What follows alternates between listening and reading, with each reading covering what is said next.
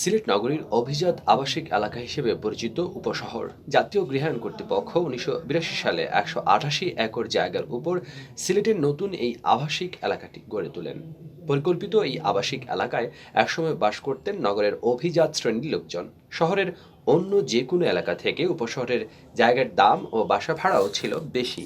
কিন্তু সাম্প্রতিক সময়ের বন্যায় ভয়াবহ জলাবদ্ধতা সৃষ্টি হয় অভিজাত এই এলাকাটি এখন অভিশাপে পরিণত হয়েছে। অল্প বৃষ্টিতে জলাবদ্ধতা, সুরমার পানি বৃদ্ধি পেলে বন্যা, রাস্তাঘাট ও বাসার নিচতলা তলিয়ে যাওয়া এসব বিড়ম্বনায় এখন অভিশপ্ত হয়ে ওঠা অভিজাত এলাকা উপশহর ছাড়তে শুরু করেছেন লোকজন। গেল ২ মাসে উপশহর এলাকা থেকে কয়েকশো পরিবার বাসা পরিবর্তন করে অন্যত্র চলে গেছেন বলে স্থানীয়রা জানিয়েছেন।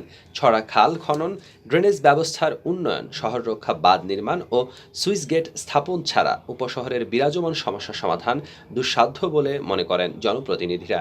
সিলেট নগরীর আবাসন সমস্যার সমাধানে উপশহর আবাসিক এলাকা গড়ে তোলা হয়। ১৯৮২ সালে জাতীয় গৃহায়ণ কর্তৃপক্ষ ১৮৮ একর জায়গাকে ১০টি ভাগে ভাগ করে প্লট তৈরি করে জনসাধারণকে বরাদ্দ দেয়। বর্তমানে উপশহর আবাসিক এলাকায় অন্তত ২৫,০০০ মানুষ বসবাস করছেন। পরিকল্পিত আবাসিক এলাকা হওয়ায় উপশহর সিলেটের অভিজাত এলাকা হিসেবে খ্যাতি লাভ করে।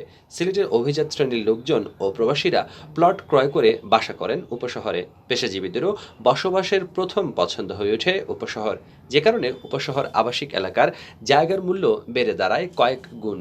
প্লটের মূল্য ও বাসা ভাড়া নগরের অন্য যে কোনো জায়গার তুলনায় বেশি ছিল উপশহরে। কিন্তু গত মে ও জুন মাসে ২ দফা বন্যায় মারাত্মক সমস্যায় পড়েন উপশহরবাসী।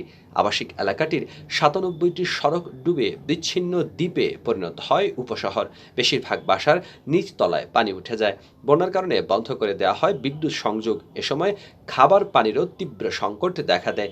বিদ্যুৎ না থাকায় মোটর দিয়েও পানি ওঠানো সম্ভব হয়নি। সর্বশেষ গত ১৬ জুলাই ভারী বর্ষণে ফের জলাবদ্ধতা দেখা দেয় উপশহর এলাকায়। অনেকের বাসাবাড়িতে উঠে যায় পানি। এই অবস্থায় অভিজাত এই আবাসিক এলাকা ছাড়তে শুরু করেছেন মানুষ।